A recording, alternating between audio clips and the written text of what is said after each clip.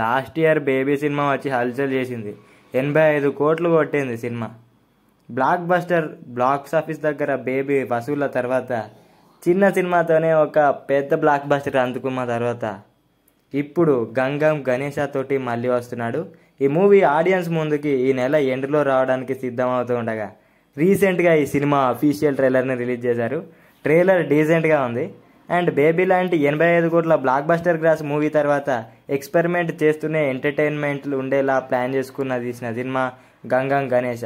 Cinema మొత్తం వినేష్ విగ్రహం మీద ఉంటుంది.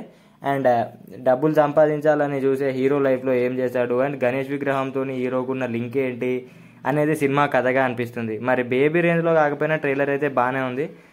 గంగం గణేష ట్రైలర్ డీసెంట్గానే ఉంది అని చెప్పాలి. Anand Devarakonda light comedy and dialogue delivery పర్వాలేదు అనిపించేలా ఉంది.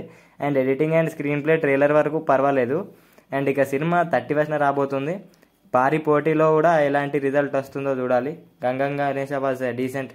Like, share and subscribe for more updates and reviews like this.